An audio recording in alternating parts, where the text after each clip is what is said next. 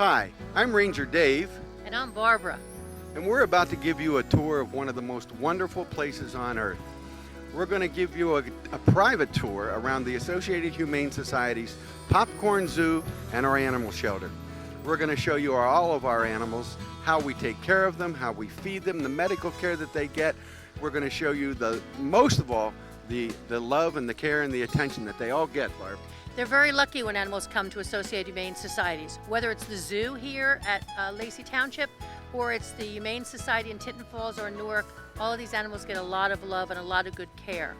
You know, I'm really excited about this whole thing. I can't wait to get started. Let's get out in that zoo. Great idea.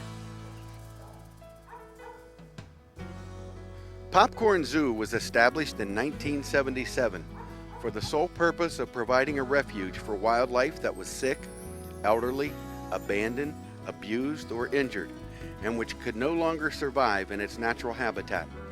It is one of the few federally licensed zoos of its kind in the United States.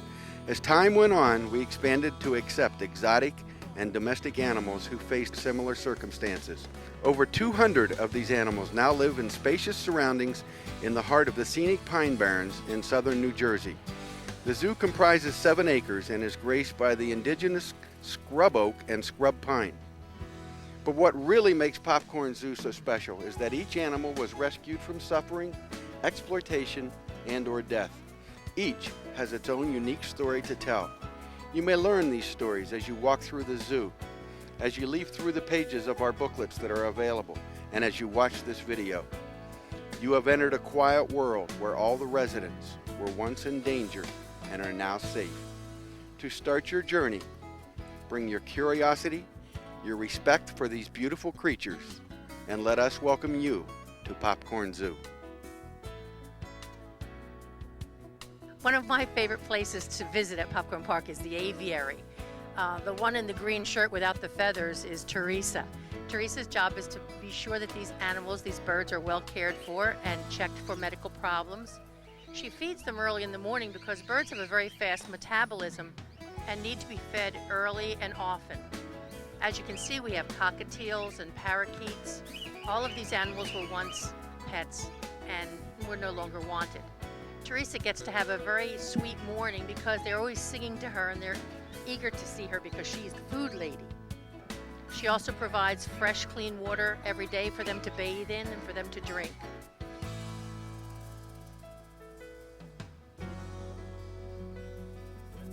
This is Samson, one of the newer members of our family, obviously one of the hooved animals here at the zoo.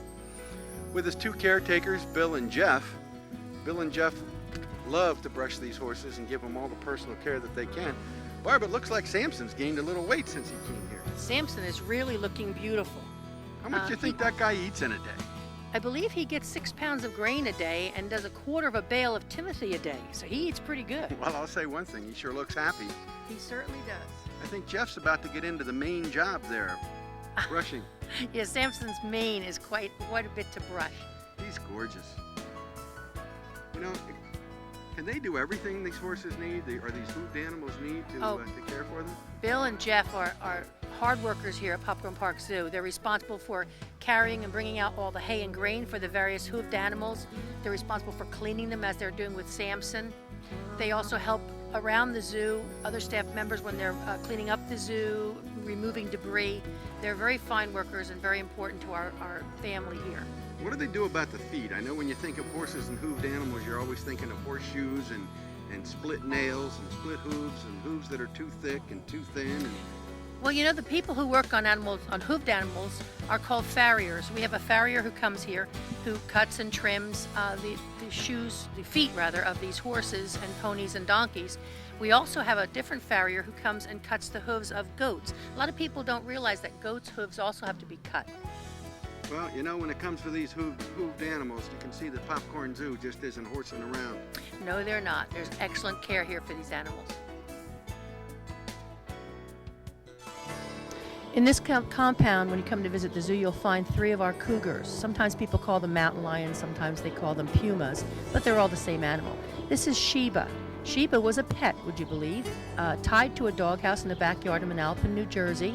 She was able to get over a wall on her chain and was choking to death. Luckily, she was rescued. Finally, the people realized that this was not the pet for them, and she was sent down here to Popcorn Park Zoo. In this compound, pretty soon, you're going to see 2 more of our mountain lions coming out to play with Sheba, and they do play. It's a beautiful morning, and they're enjoying the cool air. Here come Tasha and Cindy, and all 3 of these animals were once pets. You know, people think these things are cute and cuddly when they're small, but little do they realize as they get bigger, they do require special food, a special environment, they have to be taken to special vets, and they are not intended to be pets. And this is how they end up here with us at Popcorn Zoo for a wonderful, wonderful remainder of their lives. This is Cindy. Cindy was a pet with a young man in Pennsylvania. Unfortunately, she was in the car when the fellow was in a car accident.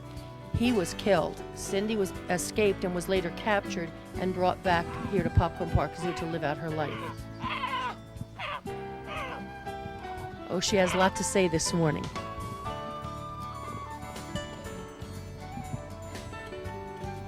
This is Tasha, the cougar, who came to Popcorn Park Zoo from New York. Once again, she was a pet. These animals need special care. They're not meant to be domestic animals kept in someone's home. They need lots of room, and they need some friends to play with. You know, Barb, cougars in this good a shape can run approximately 50 miles an hour. That fast? They are, yeah, guys like this in this good a shape that are this well taken care of, they can reach 50 miles an hour without a problem. Tasha's doing the kind of thing that your typical domestic cat does. She's going to scratch on that wood a little bit.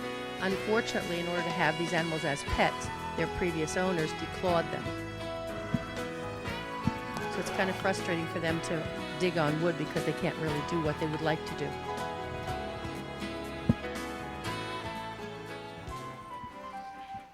Here come Dante and Gina, our newest additions to Popcorn Park Zoo. John, these animals have quite a background to them. Would you like to share that with us? Yeah, they're only 4 years old, but they've traveled around a lot. Whoop. That was Gina. She's a little. This is a new pen for her, and she's a little cautious about coming into it. But they were born in East Texas at an animal facility that bred tigers for sale or whatever. I guess I don't know, but it went under very quickly. They really couldn't support themselves. So Dante and Gina were sold off. They're sold off to some woman who had a game ranch where they would hunt. People would pay to hunt antelope, deer, native animals to the state. And she bought these with the idea of possibly having a canned hunt where people would pay money to shoot and kill tigers. And Fish and Wildlife got wind of this proposal she was putting out in ads, and let her know that it was illegal and that she would face jail time and fines if she had done this. So they notified USDA, who was in charge of captive animals and how they're kept, because they needed to be looked at. They were living in a stock horse trailer that was 20 foot long. They couldn't be cleaned properly. They weren't fed properly. They had urine burns from the hay having all their stool and urine on it. They had burns on their pads, their feet, and their elbows. So after about 7 months of living like this, the USDA told the lady she had 48 hours to get rid of them. She found a small place to hold them, and they spent 2 years at a facility in Hardwood, Texas, where they were in a better condition, but still not a lot of room, and sort of the odd cats out. No one really wanted them because they were everybody had too many. And we found out about their plight. We had some room up at the zoo here, reconditioned some of the pens, and took Dante and Gina in May of 2002. John, it sounds like in the 4 years these guys have been alive that they've been jerked around like gypsies until they were brought here in an air-conditioned van from Texas. And it's really pleasing to know that they're not going to be jerked around anymore, and they're going to spend a very peaceful and loving life here at the zoo. The fact that we got them from a shelter that went under financially gives credence to the fact that we have to depend on the supporters. Without our supporters, we're going to go broke. We certainly don't want to see anything like that happen here at the zoo.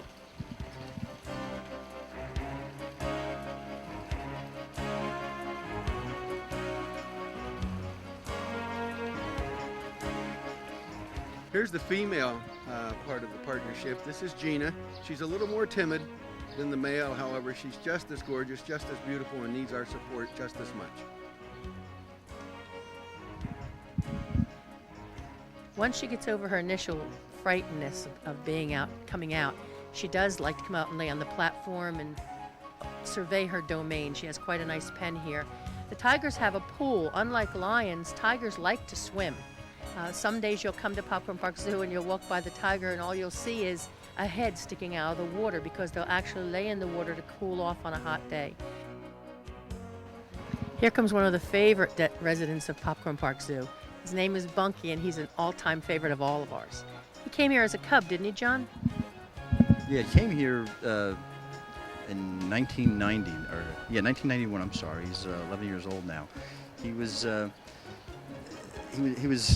purchased by someone, probably through the black market, when he was about 4 weeks old.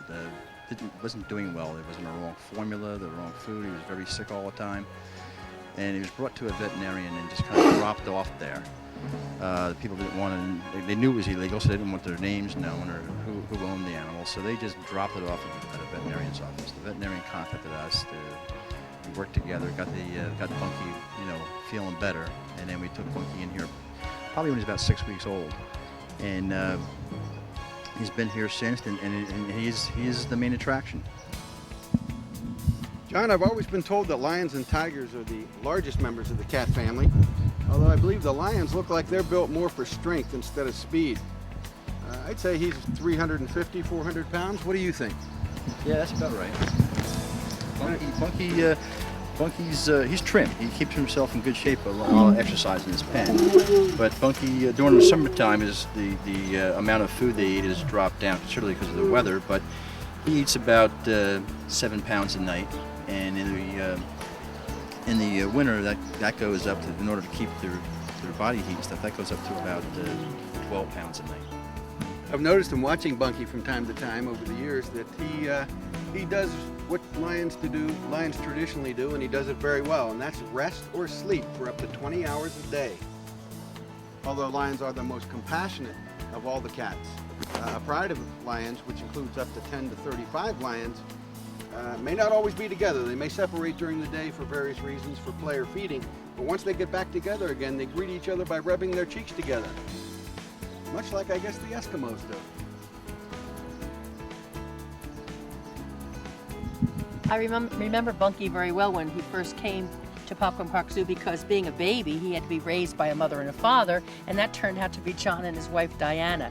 So there were many nights at John's house when I would go over and watch the feeding of the baby. He was a pretty good-sized baby, but nowhere near this size.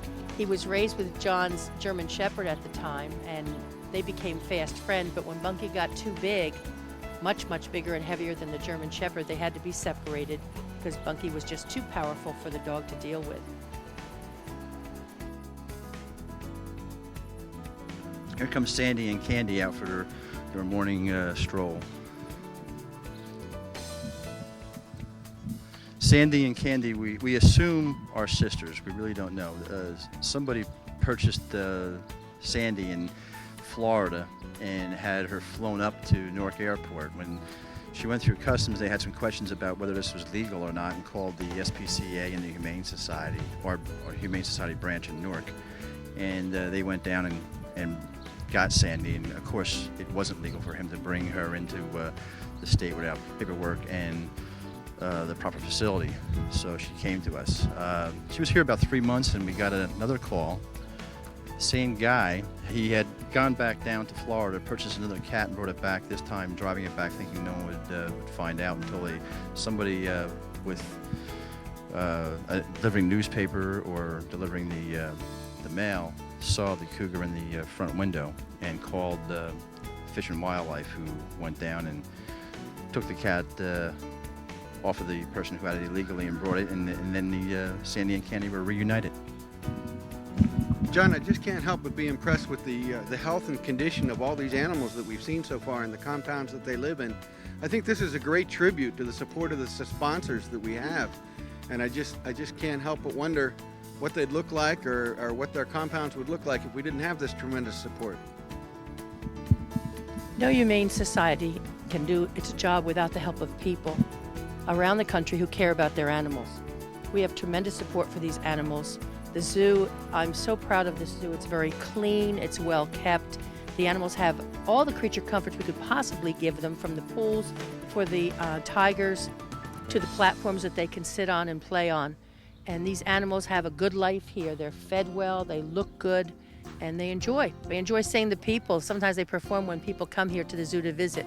On a Saturday or Sunday, there'll be somewhere between 600 and 700 youngsters and parents here to see our animals.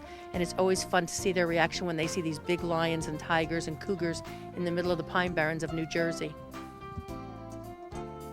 Okay, this is Louie, our llama. Louie's been with us since 1990. He was only about 4 months old when we first got him. He was being sold by an animal dealer when he noticed that there was something wrong with Louie's eyes. It turned out that Louie was blind. You know what family of animals llamas belong to? No, what family? The camel, except they don't have humps. They're the largest member of the camel family that lives in South America.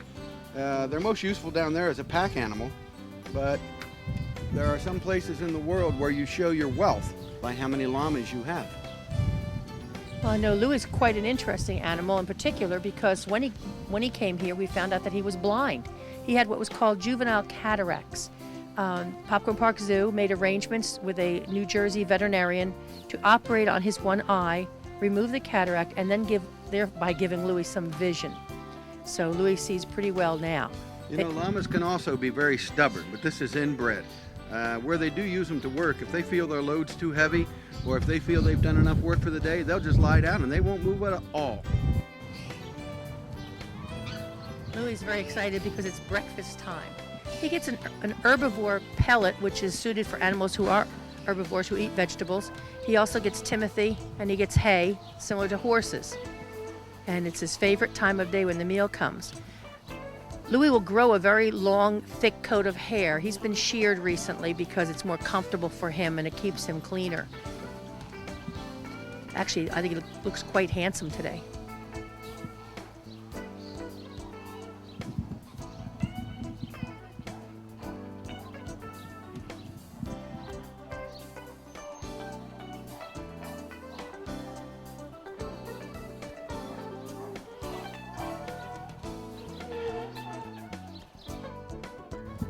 Now making his debut is the newest tiger addition to Popcorn Park Zoo, Caesar.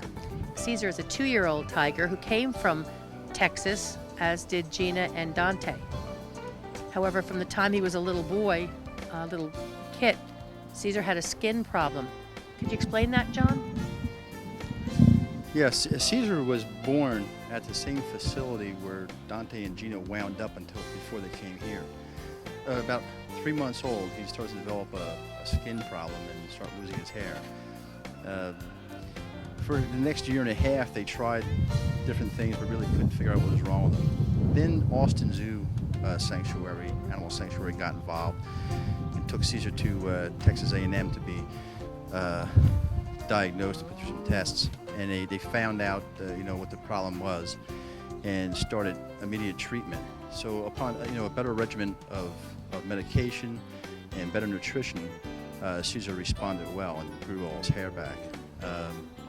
They had him there for about 2 months and located us, knowing that we had taken Dante and Gina, and asked if we wanted Caesar. And we did have an open pen, so he came up here shortly after Father's Day in 2002.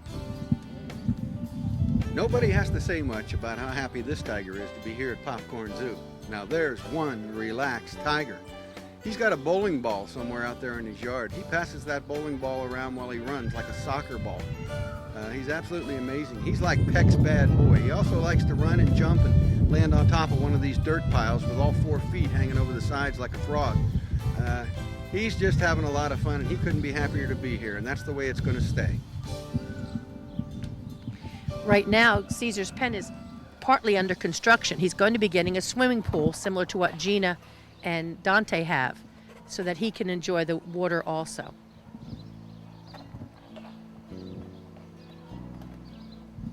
Because of Caesar's problems since he was very young, He actually was never kept in any cage or facility, probably bigger than 12-foot square. So this is a palace for him.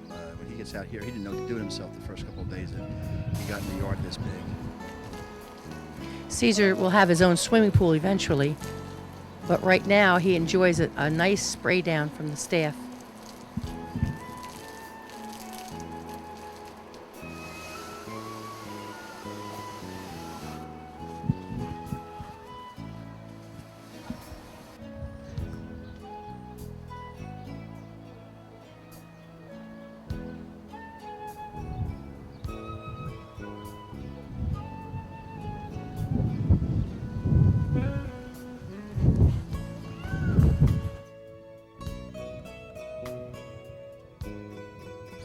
We have a flock of rheas here at Popcorn Park Zoo. These animals came originally from South America. Some time ago, some people thought they could make a lot of money bringing rheas to the United States, raising them in large flocks, and then slaughtering them and using them for food. But the American public didn't go well with the American public. So where rheas used to pay maybe $10,000 for a pair of rheas years ago, now you can buy them for $10 sometimes at auction houses. We try to discourage people from doing that because you can see by the size of these creatures, they need a lot of space and they need a lot of care. They're not really that great for food, and although they lay large eggs, very often you have a problem with salmonella with them. David, I see you have something really interesting with you. Barb, this is a real rhea egg, and that's no yolk. It's colored a very pretty yellow. I don't know if they come in different colors, but I know they'd be real hard to hide at Easter time. Boo Boo's a little black bear. She's declawed because she was raised at a petting zoo in Iowa. When she started losing her hair because of poor nutrition, the owner of the zoo decided to trade her in for a car. There was a fellow who was having a deal where you brought something to trade in and he'd give you a car, and the man traded in Boo Boo. Well, the car dealer didn't know what to do with Boo, so he gave her to the Sioux City Humane Society.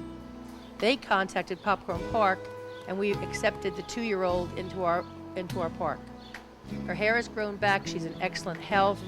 Because she was declawed and she's very friendly and unafraid of people, she cannot be released to the wild. So she'll always be here at Popcorn Park Zoo. You know, Bart, most bears are actually larger than they look because of their thick neck, their thick fur, and their loose skin. The huge hairy heads also add to this appearance. Bears have very small eyes and they can't see very well. And their small, rounded ears stand up very straight and give them excellent hearing. They also have an excellent sense of smell, but you know they walk differently than most animals. Most animals walk or run on their toes, but a bear will put down its whole foot firmly on the ground with each and every step. So it usually moves like it's dragging its back feet, but it's not really. This is Maggie. She's a lechwe, also known as a water buck. We got her in Popcorn Park Zoo in October of 1991 when she was just 3 months old. She was very lucky because these animals breed well in captivity and they're traded from zoo to zoo, and sometimes there are too many of them. So they're sold to hunting ranches where people can go and pay money to shoot the lechwes or any other kind of animal that they have on hand. Maggie came here after her mother refused to nurse her, and because the mother was in poor condition. They brought her to a New Jersey veterinarian who cared for her until she was well enough to be sent here to Popcorn Park Zoo. Dave, you have some information on these animals? You know, Barbara, we were raised calling male deer buck and female deer doe, but there are some other names we can use.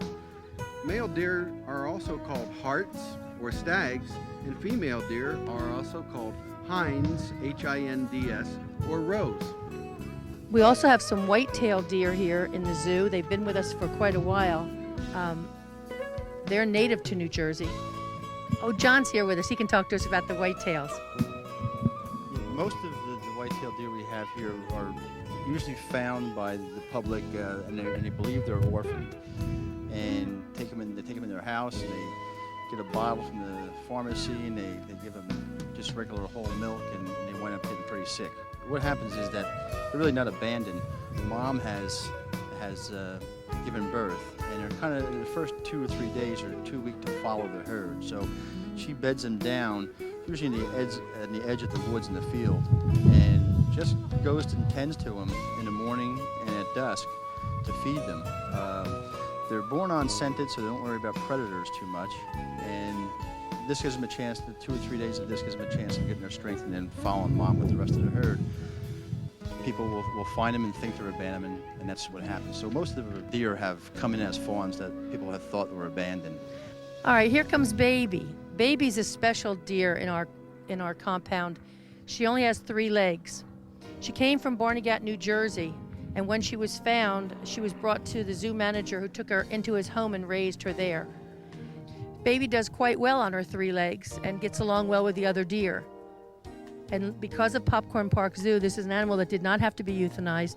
She's allowed to live her life out and does quite well with all our animals. Actually, she's a favorite with the children. Baby's also one of our oldest deer. She's about 13 years old.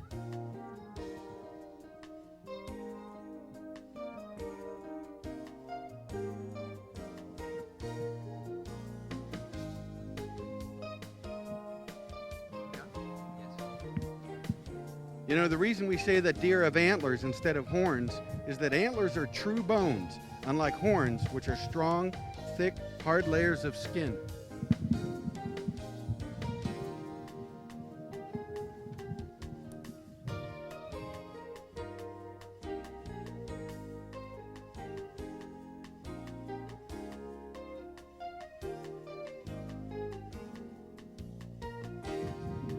This is Beverly. Beverly was just a newborn baby when she came to us in 1992. John, you remember that call? Yeah, we had got called down to Mays Landing for somebody had found a fawn and thought it was abandoned. So we kind of argued with them all day. They wanted us to pick it up in the morning, so we left it there, went down that night and stayed with her. A group of deer came through and no one came over to her. We waited all that night. And still no mom had come. So she was truly abandoned. Maybe something happened to the mom. She was hit by a car or something else might have happened to her. So we took Beverly, and she's that year. I think we took in 6 fawns that year, and to keep track of them, we use the alphabet. So we used B. So there was Beverly, Bart, Bonnie, and a couple more that year. So she's getting to be a little bit of an old timer too.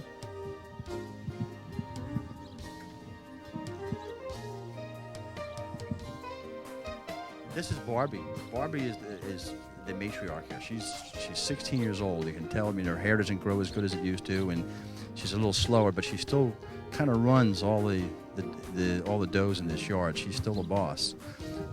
She came to us, I think it was in 1986, and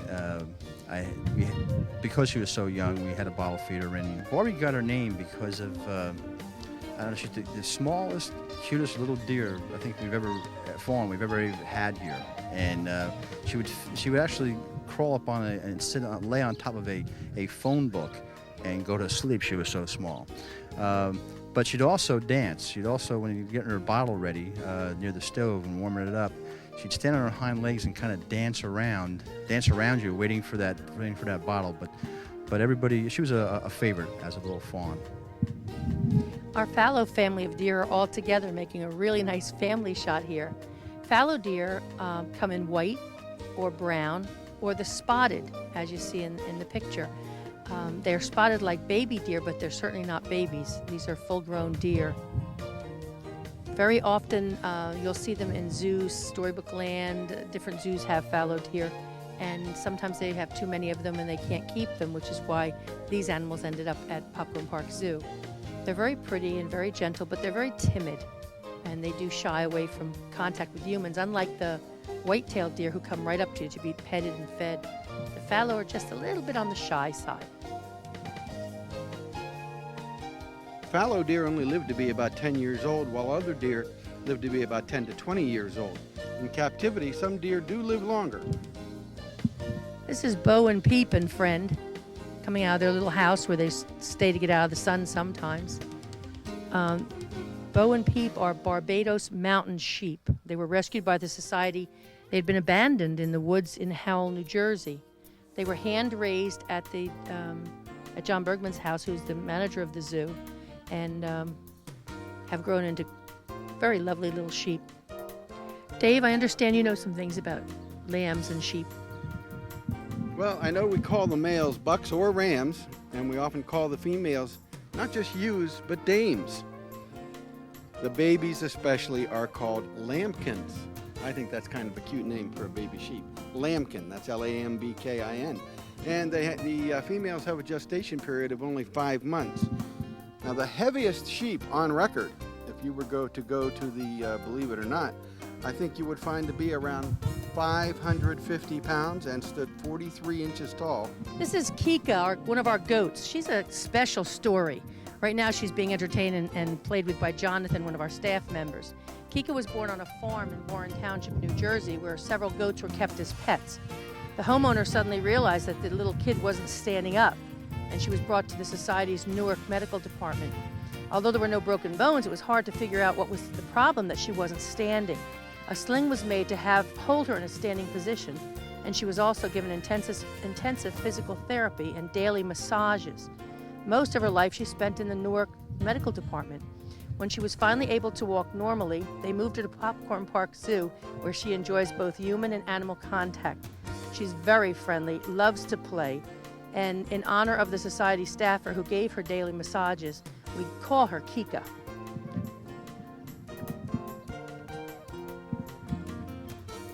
As you can see by the video, Kika's just one of the more fun-loving animals here at the zoo. She'll follow you around the zoo when she's out of her compound. She just loves to have a good time, but she needs an awful lot of support too, you know. She's got a special diet that she eats. She needs a lot of care, a lot of love, and that's what we're looking for in our supporters.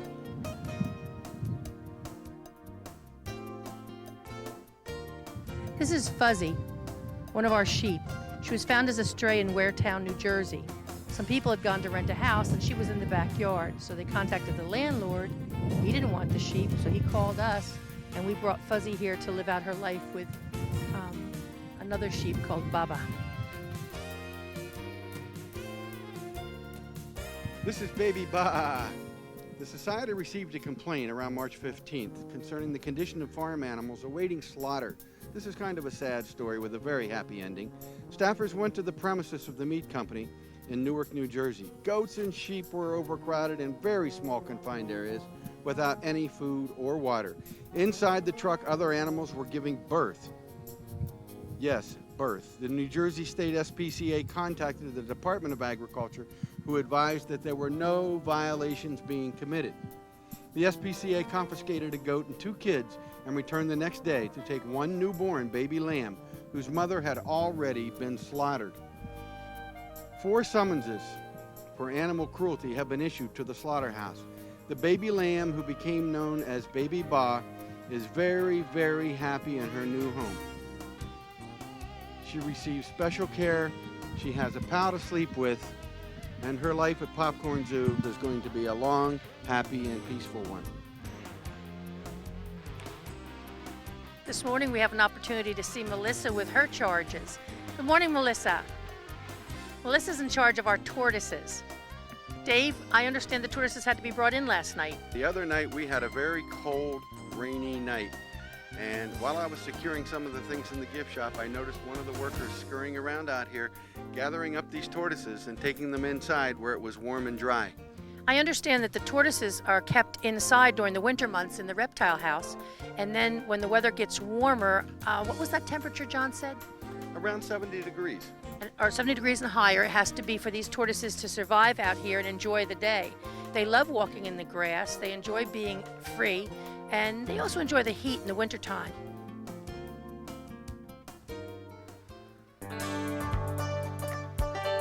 Welcome to the Ranger Station. I'm Ranger Dave, and this is Rangerette Linda. Hello. This is the heart of the daily operation concerning the public. This is where we get to greet our guests, tell them about the zoo, accept their donations, answer questions, tell them to ask us questions on the way out. We have a radio here so that we can communicate with all the staff members throughout the zoo and the kennel. We can get answers to their questions if we don't know what those answers are. And this is where they head out into the zoo and start their journey to see all of our animals. And now Linda's going to give you a tour of our gift shop and give you an idea of some of the things we have to offer our people here as a memory of their trip to the zoo, besides our snacks and our ice cream.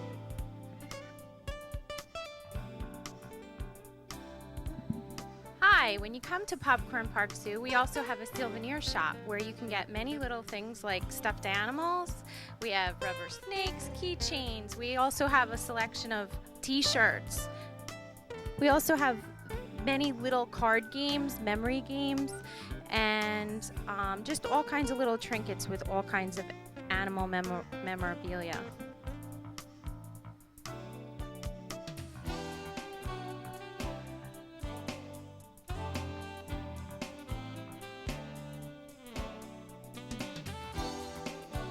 This is Oliver, our steer, or our bull. He was rescued by a young lady named Carol Pugliano. She was at a farm in Vermont, and she saw this baby calf in a pen. When she asked about it, she was told that it was a male and would be sold for veal. She decided that she couldn't let that happen, so she went back and bought the calf for $160. You pay by the pound, 90 cents a pound. And she heard someone talking about Popcorn Park Zoo, so she called us. And we said, of course, we'd make room for Oliver. So instead of being a veal on someone's plate, Oliver is a big and handsome bull who's very friendly and is a favorite of the children here at Popcorn Park Zoo. He's kind of like Ferdinand the bull from the old story. He just likes to sit around and watch people, enjoys eating popcorn a lot. Oh, it's good, huh? You like that?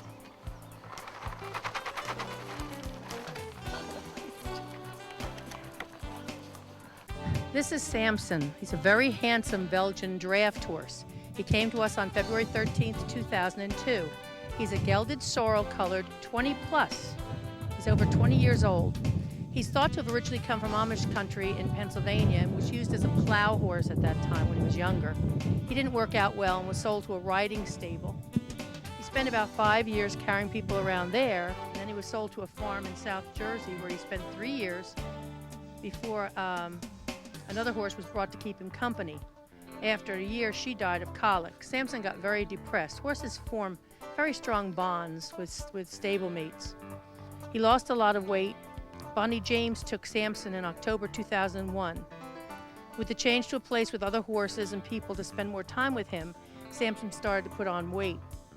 Bonnie called us to see if we could provide a permanent home for Samson to live out the rest of his life. And that's exactly what he's doing here at Popcorn Park Zoo. You know, Barb, it's a small world. The tallest as well as the heaviest horse ever recorded was also a horse named Samson.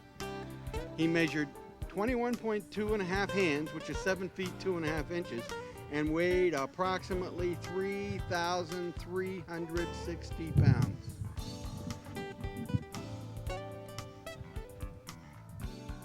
This is Holly, the Sicilian donkey. This sweet little donkey has an extremely placid personality. She is a true princess. She came in with Doreen the goat. They were both part of a 4-H project, but their young owner grew up too and went on to college, leaving nobody to care for the two of them. Sweet Holly would love to expand her circle of friends, and she knows that she needs a lot of sponsors and she needs a lot of friends. So she'll be here. Come and see her, give her your support.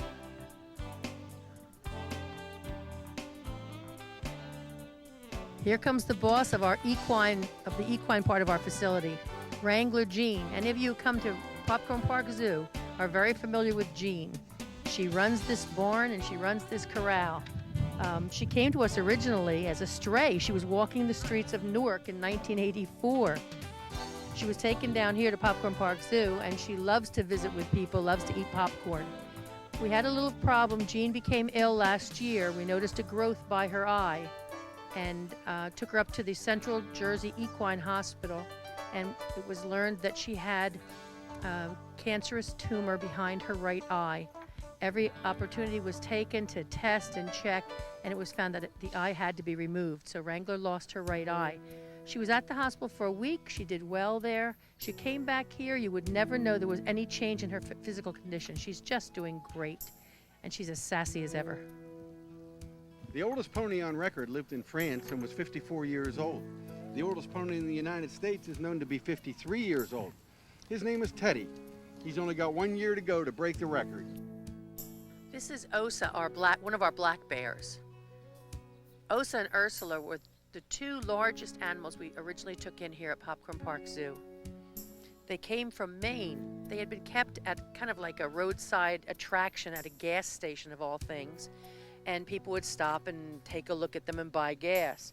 It was not a nice situation, so they were rescued by a lady who had a humane society in Maine, and she called us and said, could you take these two bears?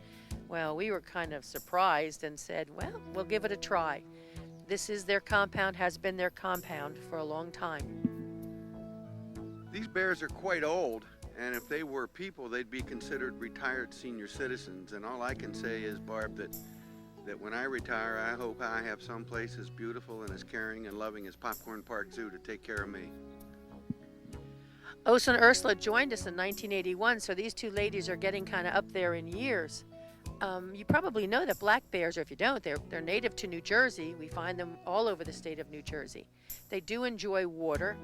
Osa and Ursula have their own water fountain and waterfall and pool, and they like to go in on hot days. Ursula's coming out to join her sister Osa. These two bears are getting up there in years, so they're getting a little bit slower, and they take their time in the morning. They enjoy a very, very comfortable life, non-stressful for them here at Popcorn Park Zoo. The average grizzly bear in the wild only lives to an average of 20 years, and the fact that these guys are 23 years old is true testimony to the care and that they get here at Popcorn Zoo. We couldn't do this without the supporters of the true animal lovers in the area, but the fact that they are 23 years old and looking as good as they do, they're doing great. This is our Bobcat compound. We have 3 Bobcats at Popcorn Park Zoo.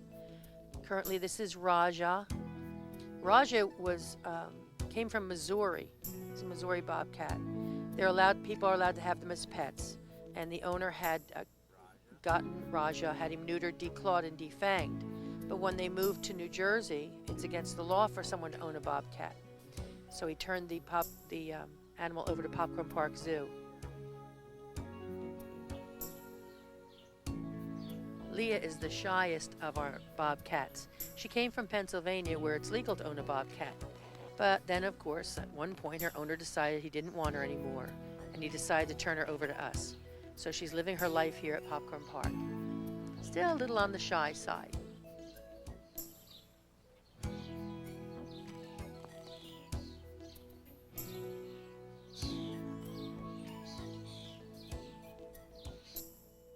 Titan came to Popcorn Park in 1991 when he was just 6 weeks old. He was what was considered a surplus animal at a small zoo. They only have room for so many Bobcats, and when they get one that they don't have room for, they have to find a home for it. And so Titan came to live with us. Together, Rhea, Leah, and Titan enjoyed this area, which is very shady and very comfortable for them. Bobcat gets its name from its very short tail. And in North America, the wildcat is closely related to the Canadian lynx. The two animals look very much alike, but the bobcat has a longer tail, shorter ears, and smaller feet. Dave, one of the most interesting aspects of running Popcorn Park Zoo is the feeding of all these animals, hundreds of animals that girls and guys are responsible for that work for Popcorn Park Zoo. This phase of our operation absolutely amazes me, Barb. Would you believe that we use over 1 ton of food every single week? Just a small part of what you see Melanie cutting up here. All of our food is fresh, it's delivered fresh. All of our perishable items are kept in a walk-in refrigerator. All of our frozen items are kept in a walk-in freezer. Just, by the way, you're a shopper, Barb. Just imagine the cost of some of these items out of season. And they have to be brought in out of season all year round. These animals eat these same wonderful things all year long. And you know, I happen to know that Melanie is not fixing every dish the same. She is so good at this, and she's done it so often, that she knows how many slices of each fruit and vegetable go in every dish, and it is different. You know, the days of using roadkill to feed animals and using secondhand restaurant food are gone. Just to give you an example of some of the things that we use. Melanie uses 2 cases of oranges here every single week. 3 cases of carrots, 2 cases of broccoli, 8 cases of fresh apples, 1 case of sweet potatoes, 1 case of grapes, minus what I can sneak before they put them away, 2 cases of cucumbers, 2 cases of bananas, and 4 cases of fresh greens such as bok choy collard greens and romaine lettuce. In addition to that, the foods that don't have to be refrigerated, we also have 600 pounds of grain every single week. That's an awful lot of food. 100 pounds of rabbit food, 150 pounds of whole corn, 200 pounds of ostrich food, 50 pounds of specially made bear biscuits with all the vitamins and nutrients that the bears need, 50 pounds of pig feed, 50 pounds of bird seed, and the list goes on and on and on. Those people who are members, those of you who are members of the Popcorn Park Wildlife Club, can see right now where a lot of your donations and your support goes to provide good food for all of these animals in the zoo. You know, a lot of people ask me when they come to the zoo, what do we feed our lions and tigers and the other cats in the zoo? Well, let me tell you, they get 280 pounds, that's exactly as much as I weigh, Barb, of fresh meat every single week. They also have a day that we call a starve day, but they don't starve. They get a huge bone. And the reason for that bone is it's very, very good for their digestive systems, and it also helps their teeth. But you know, it's not the only thing we do for their teeth. We do bring in dentists to do dental work on these animals, root canals and any other things that need to be done. But they get a tremendous amount of fresh meat, and they also get a huge bone at least once a week. Sounds like those lions and mountain lions are doing very well for themselves. I think everybody here at Popcorn Zoo is doing very well. Thanks, Mel. Tiny Tim is our muntjac deer. It's an unusual animal, was rescued by the Society in August of 1998 after it was found running loose in Westfield, New Jersey. The muntjac is a musk deer that comes from southeastern Asia and the East Indies. He's very friendly, and he's been named Tiny Tim. This species is a herd animal, and efforts are now being made to locate more of his kind to give him more company. Deer don't have gallbladders, and I guess there's really no need for one when you see the high-quality food they get here at the zoo. Deer don't have gallbladders? Deer have no gallbladders. You'll never see those little scars on their sides. Just like the deer native to New Jersey, the muntjac grows antlers, the males, once a year, and that's what Tiny Tim is working on now. He's got some little ears, some little antlers going. Pete is one of the many resident pigeons who reside at Popcorn Park Zoo. Some are handicapped, and some, once they're injured and are all fixed up, are allowed to leave, but they decide to stay. Pete's the official stand-in for all our pigeon residents, so when you sponsor him, it's a real bargain because you're getting a whole gang of pigeons. Pigeons are the large members of the pigeon or dove family. The smaller members are usually called doves, and there's about 300 species of pigeons that go all the way to the Arctic, all around the world. But we only have 11 species here in the United States. And you know, as a kid watching pigeons, I always thought they were extremely fast, but actually the fastest bird's been clocked at 217 miles an hour, and I don't think one of these guys is going to do that. Zeus and Prowler are our fox couple. Zeus is a silver fox. He came to the Society in June of 1990 when he was just 4 months old. Someone purchased him because she didn't like the conditions under which he was living at a pet shop, and she decided to bring him to Popcorn Park Zoo. He's very friendly, and he is an enjoyable pet to be, or enjoyable animal to be around. Prowler, the little lady in the back, who's also spayed, was also purchased by someone as a pet, and then was abandoned and released and was found looking in people's windows because she was used to being around people.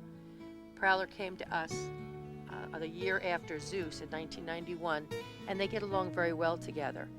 At the present time, the Society has plans in the works to build a larger area and a nicer area for these two fox.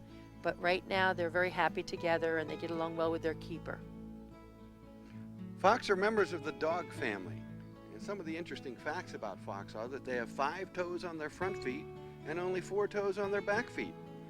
And many of them, this is cute, many of them like to sleep with their tail wrapped around their head, all the way up covering their head and their nose and their front paws, where a fox also has a scent gland right up there at the end of that tail.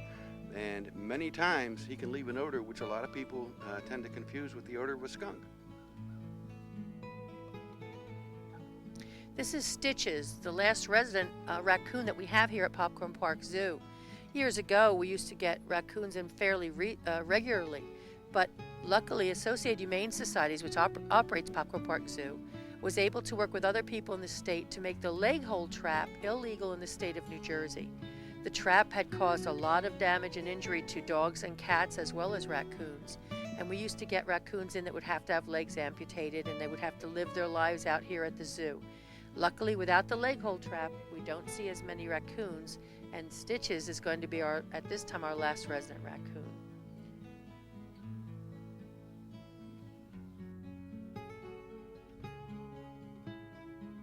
Smokey the bear, one of the favorites here at Popcorn Park Zoo. A much larger bear than our Osa and Ursula because he is the male. He has his own area to play in and likes to climb up on the wood platforms and play with his beer keg. Smokey came to us from a traveling circus and has been here since the late 1980s. He's around 15, 16 years old. He plays with his toys and he likes to get into a little bit of mischief. He loves popcorn and peanuts and will sit up for those treats. People come here and buy popcorn and peanuts and toss them into him, and he's in his glory when he's getting his peanuts and popcorn. Smokey is not a true hibernator, just as skunks and many other animals are not true hibernators. What that really means is they tend to slow down in cold weather, and they tend to speed up their activities in the warmer weather.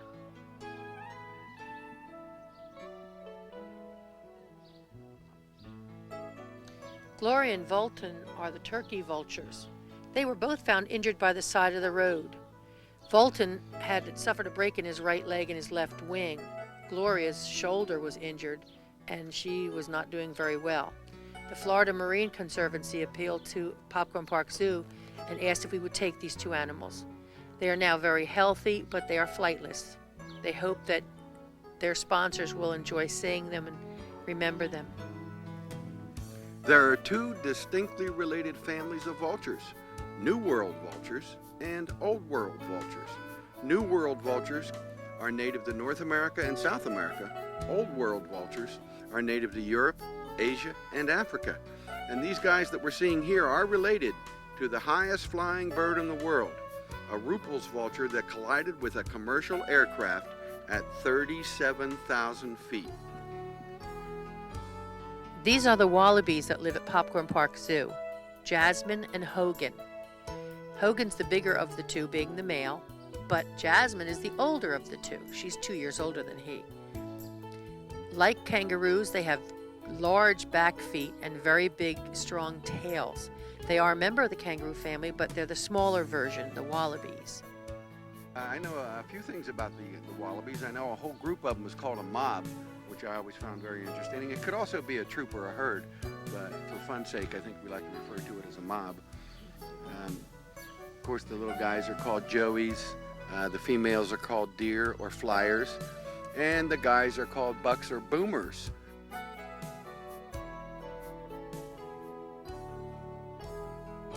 Mickey the goat was born at Popcorn Park Zoo in 1989. Her mother, Hickey, had been bought by someone at a slaughterhouse where Hickey was going to be terminated. And she was already pregnant when she came here, and once Mickey was born, we decided to keep her here as the zoo. Her mother, of course, over the years has passed away. Mickey is very friendly and gentle and loves for people to come visit her. She loves popcorn, so if you come to the zoo and you want to visit Mickey, bring some popcorn with you. Goat's milk ranks third in worldwide production, right behind cow's milk and buffalo milk. Goat's milk has a tangy flavor and differs slightly in composition even from a cow's milk. For example, goat's milk has a much higher content of vitamin A than cow's milk does, but it's got smaller quantities of vitamin C and vitamin D.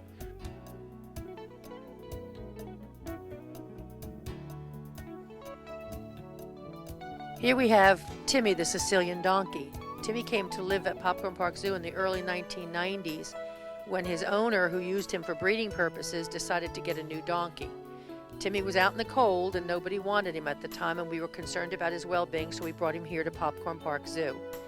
He's a nice donkey, but he is his own boss, and he's the boss of this corral area. When it comes time for the horse doctor to come and the veterinarian to come and float his teeth, which is done so that he can chew food better, he's not the most cooperative fellow in the world. And when it comes to getting his shots, he's not too happy. And of course, all our animals are inoculated for their own safety. Timmy is the boss and needs a little talking to when he needs to have his medical exams. However, when he lets loose and decides to bellow throughout the zoo, you can hear him, and it's very obvious that Timmy's in residence here. He does love popcorn, and he does look forward to seeing his sponsors come to visit with him.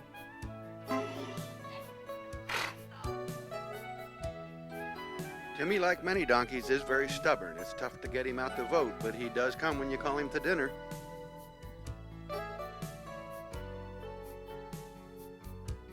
About 10 years ago, the society received a telephone call that there was a goat being kept on the roof of a building in Newark, New Jersey.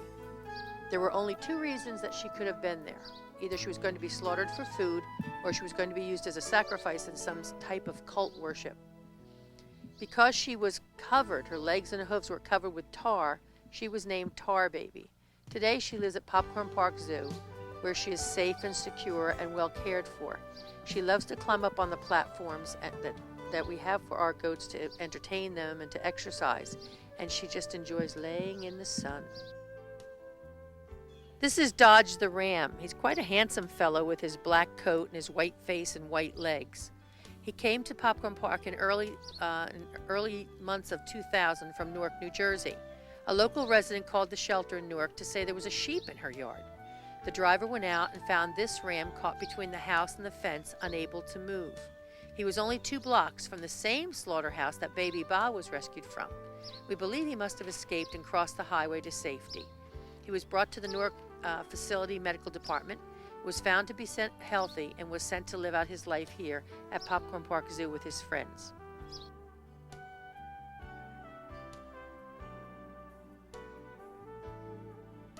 This is Patty, one of our most popular cows here at Popcorn Park Zoo. She was part of a milking exhibit for 10 years in Philadelphia, and the people who owned her used her to educate children about the milking industry and cows in general. When they decided it was time to retire Patty, they asked if we would take her, and we said we certainly would. She has the sweetest face, and she just absolutely loves her sponsors to come and feed her popcorn. Very, very pleasant lady, Patty. You know, when the colonists first came to America, they found out with their cows that they could increase the production of milk just by taking better care of the cow. And just by doing that, they increased the milk production of the average cow from about 5,000 pounds of milk per year to over 11,000 pounds of milk per year. I think we've learned, and certainly here at Popcorn Park, we let people know that the proper thing to do is take care of all your animals. Animals rely on human beings for their lives and for their welfare and their comfort. Here at Popcorn Park Zoo, it's not hard to tell that the care is excellent and the animals enjoy being here. Patty is one sweetheart, and we are more than pleased to have her here with us.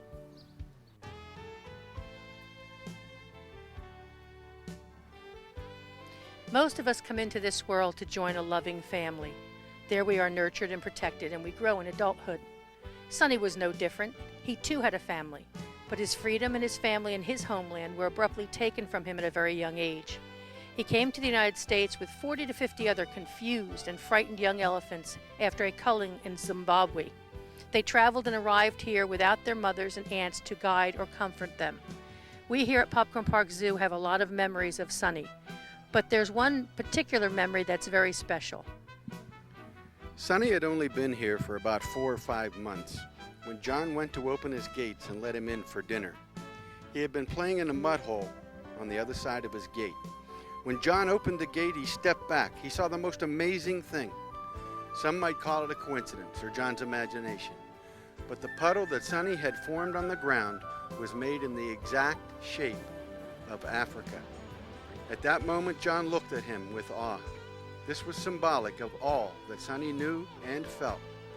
We were just keeping Sonny company during his journey home.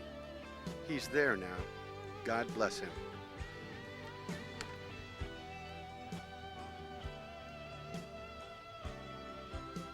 Rhoda is one of our resident rabbits here at Popcorn Park Zoo.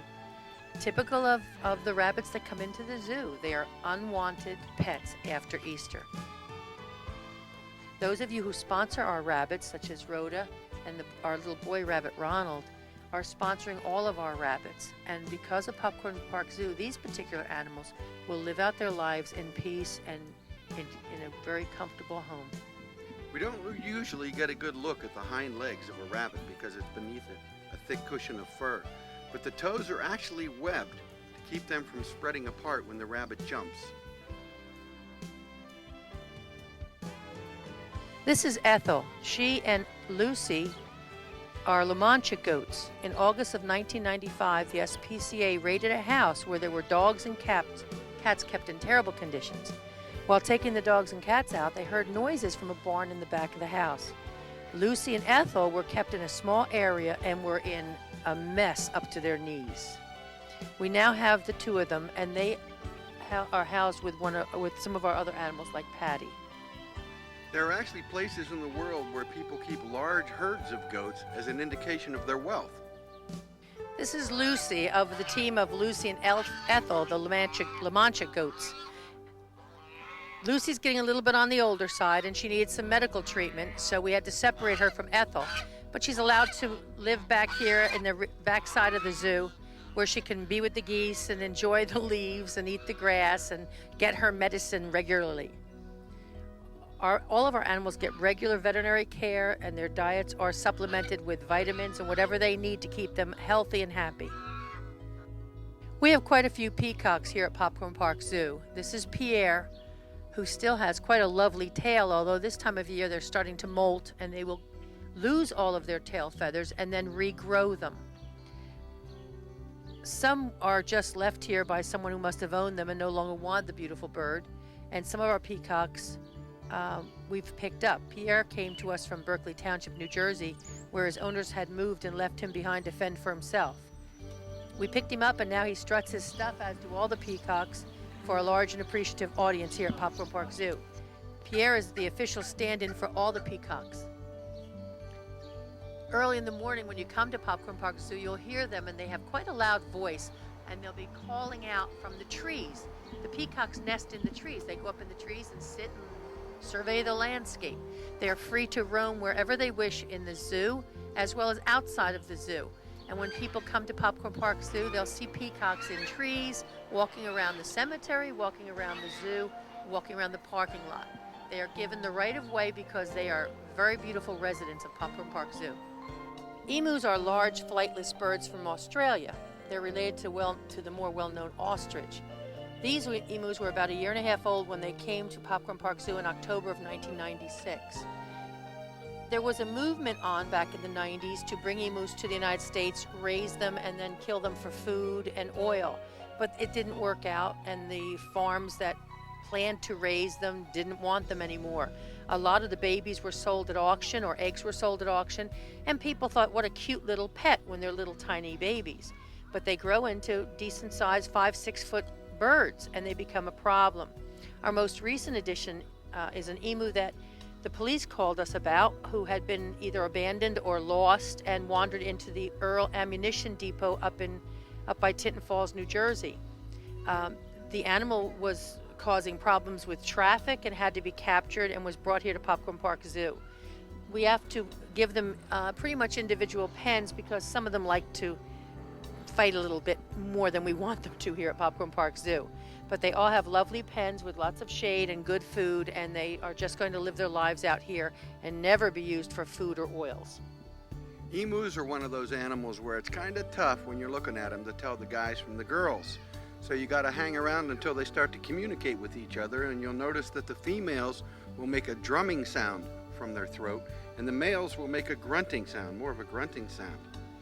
Now the food, you'll notice you don't see any food or food bowls around in there. Our emus are given a special emu food that has the exact perfect balance of vitamins and nutrients for these guys.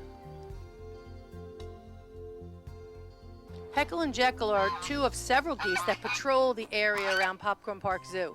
They are free to wander around alongside of the zoo, and they greet everyone with flaps and honks and sometimes hisses. But the geese have a very, very nice life here. There's food, there's shade, and a lot of companionship.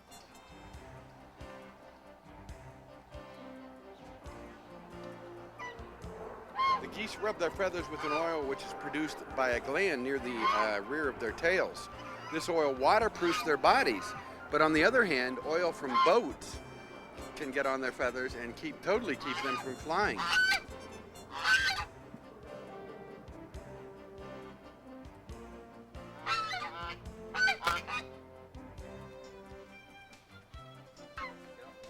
This is Silas. Silas is an African goose. He has been with the society for at least 15 years. He's a favorite with the staff. Always is preening himself and making himself look very handsome, but he is definitely the senior citizen here at Popcorn Park Zoo. He's larger than a duck, but yet he's smaller than a swan. And he's very special to all of us here at the zoo. You know, there's 13 kinds of geese that live in the United States and Canada. They go from 20 inches to 40 inches. And of course, they're all migratory birds. They fly north for the summer and south for the winter. Some go as far north as the Arctic Circle, and in the other part of the year, they go as far south as Mexico. Here we have Peter and Paul, two more of our white Chinese geese. And they are free to wander around the zoo or outside of the zoo, and they don't go far because the food is here. With them, we also have a flock of Canadian geese. Sometimes the Canadians come to us injured, and once they're healthy and able to fly, they're perfectly willing or perfectly able to leave, but they choose not to. Life is too good here at Popcorn Park Zoo. Some of these are not able to fly, and will spend the rest of their lives here. They tend to hang out together, and they're a very beautiful goose. Here we have George and Susie, two geese who had a very interesting story. In fact, their story was on in the Philadelphia Inquirer and on the Philadelphia News several years ago. It seemed that George and Susie were living under a wharf which was scheduled for demolition. Susie was sitting on a nest of eggs, and George hovered nearby. Both were being fed by local residents concerned about their welfare, but they were losing weight and they weren't doing well at all. Unfortunately, their eggs were cracked, so although childless, the pair were caught by John Bergman, the manager of Popcorn Park Zoo, and brought to this new haven at Popcorn Park Zoo. They've settled in very nicely. There's no one here to harm them, and they can enjoy their life and eat plenty of good corn and grain and drink plenty of fresh water. They also spend a lot of time with their friends, the Chinese geese, as well as the Canadian geese, and of course the local birds enjoy the corn as well. This is Warren the goose, the white goose amongst the gray. When a society staffer heard about Warren, they were discussing him on WOR radio here in New Jersey on a program called The Pet Show, and the show is hosted by Warren Eckstein. It was ascertained that a caller was concerned for the safety of the goose who was living in a park in Rahway, New Jersey. Society staffers called Warren and said we would rescue the needy goose as long as we could call it Warren. Warren recently laid an egg. Snowy the snow goose came to Popcorn Park Zoo as a juvenile with a broken wing. His wing healed, he's as good as new, and he could fly away, but he's not leaving the good life, which is what he finds here at Popcorn Park Zoo. He's a small goose, as you can see, compared to the other geese around him, but he has a lot of friends, and when you visit the geese at Popcorn Park Zoo, you hear a lot of honking.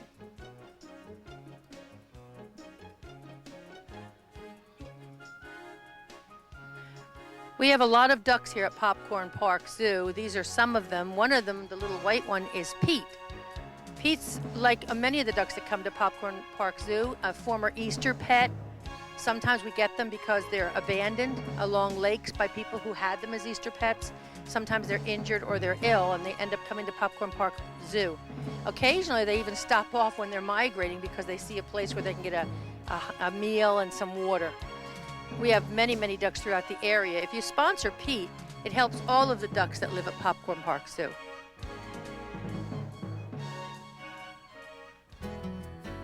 This is the tortoise area of Popcorn Park Zoo. There are 5 tortoises here. 3 of them are spur thigh from the African desert, 1 is a redfoot from South America, and 1 is a leopard tortoise from the African desert. A gentleman had bought these turtles and tortoises and wanted to use them as pets, but as they got big, and you can see they're pretty good-sized tortoises, he decided it was too much trouble to keep them, so they ended up here at Popcorn Park Zoo. They certainly are an interesting group to meet, and they're very popular with the people who come to Popcorn Park Zoo. Because of predators, most tortoises die within the first 10 years of life. However, some have lived as many as 100 years. And there are 40 species of tortoises. They're actually turtles that live on land, but they have stumpy feet, stumpy hind legs that look very similar to those of an elephant.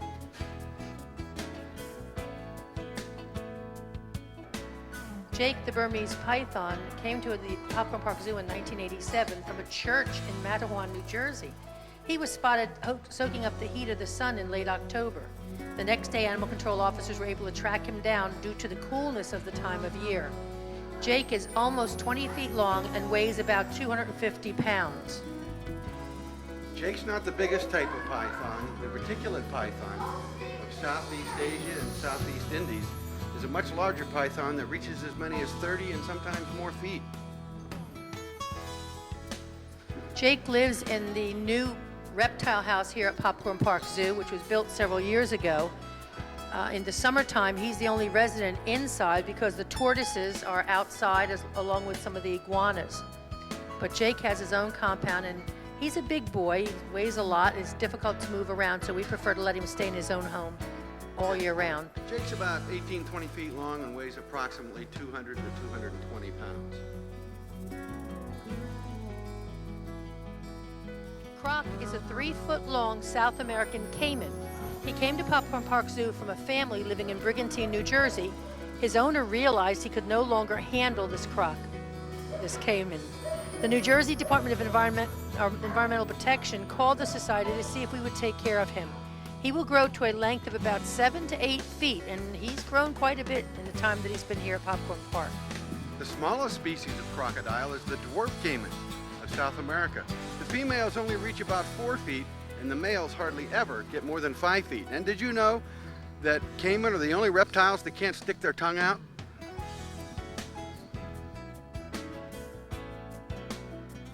Rocco is one of many iguanas that we have at Associated Humane Society's Popcorn Park Zoo. There's not enough room for all the iguanas that come to the society. People go for a walk on the boardwalk and they see booths where they're selling iguanas, and they're cute little reptiles, and they buy them.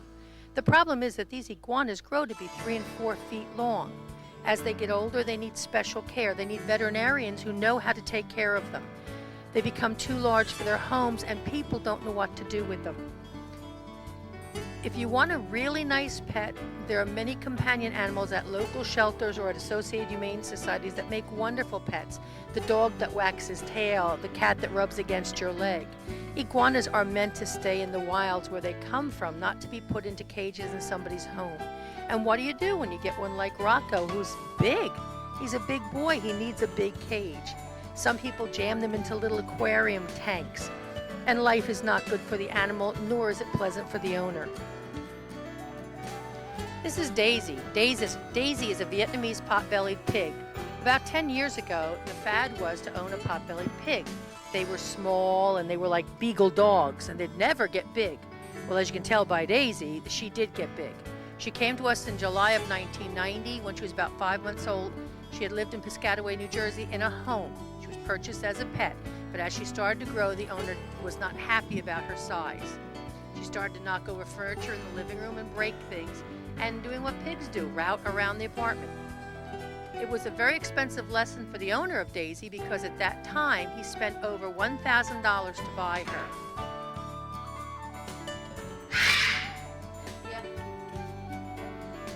Paco is a blue and gold macaw. He was brought to the shelter in all his voices in 1991 when he was about 4 years old.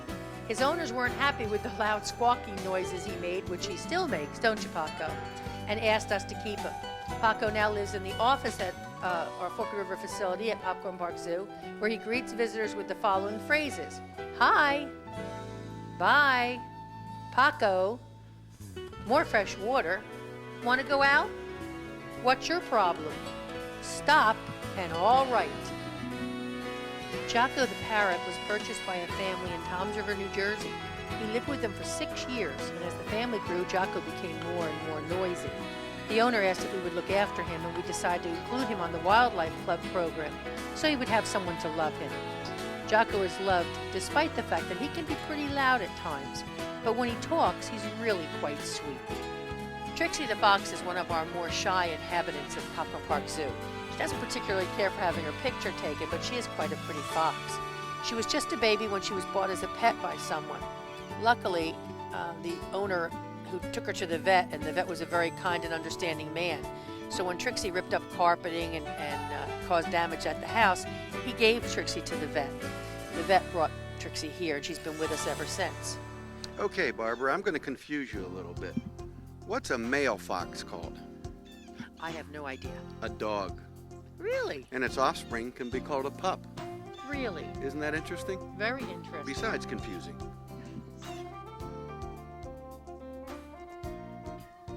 This is Spike, the porcupine at Popcorn Zoo. He was brought in by the Newark Animal Control in the spring of 1995. His teeth were shattered and broken, but he was given a special soft food diet and plenty of rest, and he was as good as new in no time. He loves fruit and yams, and he's the quiet, silent type guy. You know, those quills that we all know so well are actually long, sharp pieces of hair that are fused together. I understand they can really hurt you if you touch them. Very sharp. One of our most popular residents of Popcorn Zoo is Hawkeye, the rhesus monkey. You know, years ago, the rhesus monkey was very popular with experimenters, people who did scientific research. For whatever reason, the rhesus was chosen to be the animal that was going through a lot of painful research. Hawkeye was one of 33 monkeys who were flown into Newark International Airport destined for a research laboratory. He got out of his cage, and they had to call our Newark office to come catch him in the warehouse. Once they caught him, he was brought into Newark and then sent down to Popcorn Park Zoo, and he was spared a fate that could have been very, very horrible for him. Hawkeye is an old world monkey, which means he comes from Africa or Asia, in this case Asia, as opposed to the New World monkeys, which come from Central and South America. The difference being the size and the tail.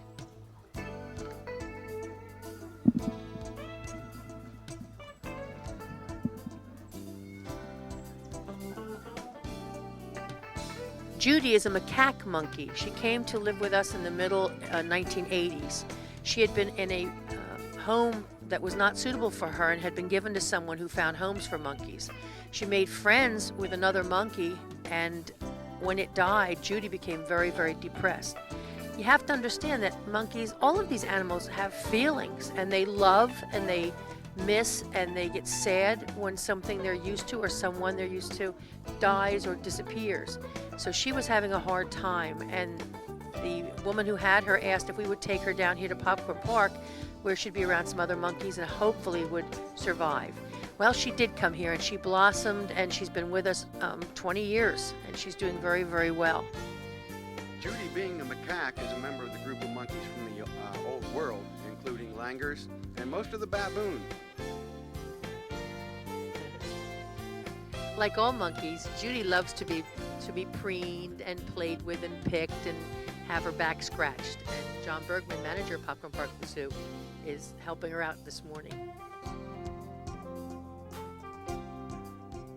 Judy returns the favor.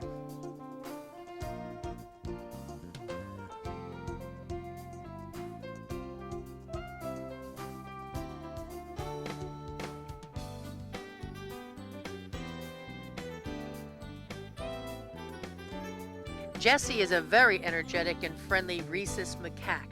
He's very popular with the staff as well as with the people who come to visit the zoo.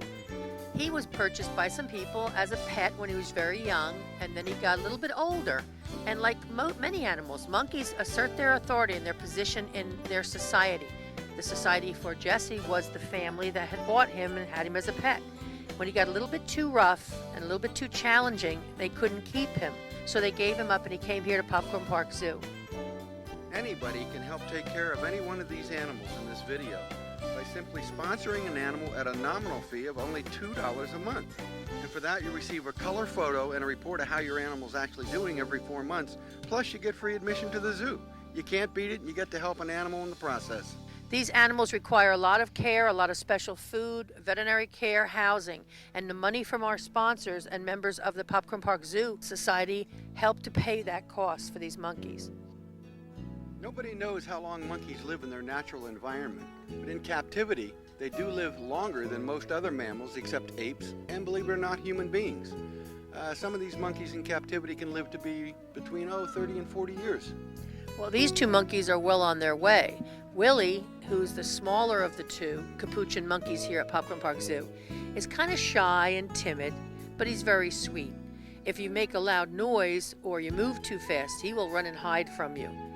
He was picked up in 1984 in Weehawken, New Jersey, where someone, can you believe this, had abandoned this monkey. Just let him go. We suspect he wasn't treated very well, and he likes Cappy. Cappy helps to give him a little courage. There's courage in numbers, I guess, and Willie certainly uses Cappy to help build up his courage.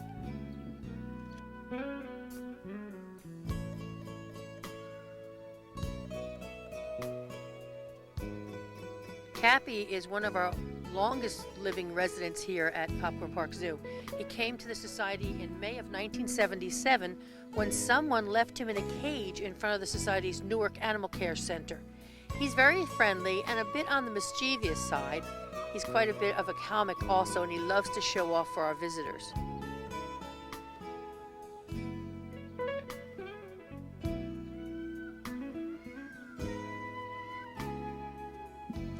Here comes the patriarch of the Popcorn Park Zoo monkey area. His name is Bobo, and he's a stump-tailed macaque. Bobo's story is a sad one. He came to us in August of 1983 when he was about 8 years old. He had been kept as a pet by an Irvington, New Jersey resident. His owner had a band, and they would practice their very loud music. And the music stressed Bobo out so badly that he started mutilating himself, tearing at his skin and tearing out his hair. When it was obvious that he had developed psychological problems, they decided they didn't want him anymore. So Bobo was brought here to Popcorn Park Zoo. His past experiences have left some marks on his personality, but he gets along very well here, and he enjoys being with Clementine. Well, if Bobo is the patriarch, certainly Clementine is the matriarch. She's in her 30s and shows her age by her color, and getting around is a little bit harder than it was when she was a young monkey. Just like Bobo, she suffered at the hands of human beings. Clementine was about 11 years old in 1982 and was living in a zoo in New York City. A disgruntled zookeeper hosed her down with scalding water from a pressure hose. Clementine suffered burns over 50% of her body. Some areas of her body will not grow hair now because the hair roots were so badly damaged by the scalding water. She went through a terrible time recuperating and getting over those burns. But today, she's a very happy monkey, playing with her blanket, enjoying her pineapples, and the beautiful morning here at Popcorn Park Zoo. I'm sure it goes without saying that without Popcorn Zoo and without its supporters, animals like these simply would not be.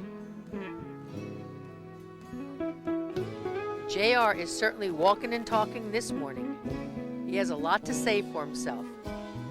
JR is a crab-eating macaque. He was part of a traveling circus, one of those circuses that travel up and down the highways of America, going from one town to another, keeping their animals in cages all the time. But this particular circus, one of their trailers broke down, and JR and some other animals were on the trailer. 2 days after the breakdown, no one from the circus had come to feed or water the animals. Luckily, Popcorn Park Zoo was there doing that job. The SPCA filed some charges against the circus, and it was decided to leave the animals here at Popcorn Park Zoo. Even these monkeys that live on the ground are very adept at climbing, and the reason for that is every one of them is a descendant of the monkeys that used to live in trees. Buster is a white-faced capuchin monkey. Fish and Game confiscated him from his owner in Somerville, New Jersey. Remember, you can't have monkeys in your home here in New Jersey. Buster was a year and a half old when he came to Popcorn Park Zoo in October of 1991. When you watch him run around and you watch him play, you will definitely see the prehensile tail in action. He uses it when he climbs. He'll grab a hold of the wire with that tail. He's a very active monkey who likes to play.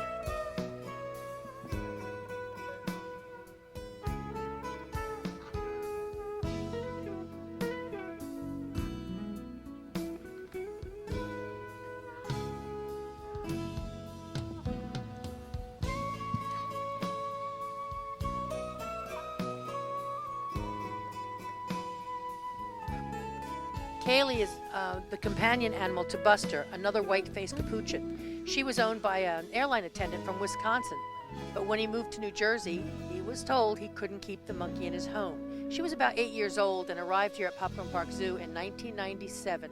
She and Buster have become good friends and share this play area together.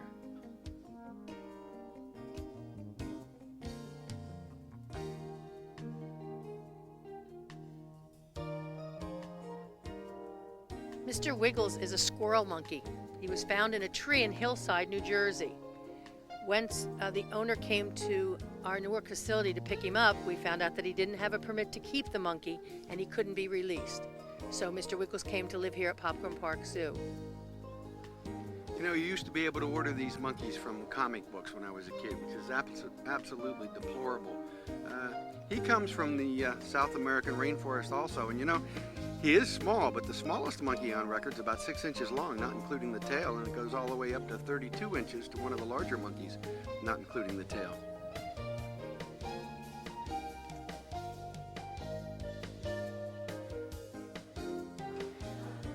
Right now you're watching one of our most indispensable workers here at Popcorn Park Zoo. He's our maintenance supervisor, Ephraim.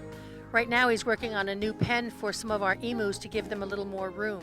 There's always something going on here at Popcorn Park Zoo. There's always room being made for another animal or improvement to the kennels or to the Popcorn Park Zoo itself. If there's an electrical problem, a plumbing problem, any problem that happens here at the zoo, Ephraim is called and he's a very skilled worker. The job gets done.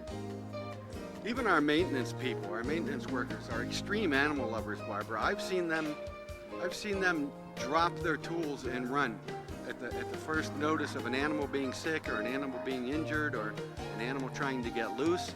I've seen them go out in the very worst of storms, in the threat of fire, just drop everything they're doing and run and do everything that they can do to help these animals to make their day and their lives a little bit better. And as you said, their job never stops. It's 24/7. We hope we've been able to show you how much love and care is given here at Popcorn Park Zoo. As a matter of fact, once an employee of ours wrote a creed by which we live here at the zoo. David's going to read that for you. A creed that was written by one of our employees that we truly try to live by and work by. We are a special family, but this is not our home. It is theirs. We won't look down at them, and they don't look up to us. We are equal. We are here to serve them, just as you are here to visit them. In return, they give us all something wonderful that we can't give ourselves. There are no limits as to how much we can love them. However, we know that our knowledge limits how much we can do for them. As hard as we work and as hard as we pull together, it sometimes just isn't enough. And when it isn't, a little piece of each of us goes with them. But we will never stop working. We will never stop trying. We will never give up hope. We gain strength from knowing that someday, when it's our turn to cross that bridge, we will be together again because we are a special family.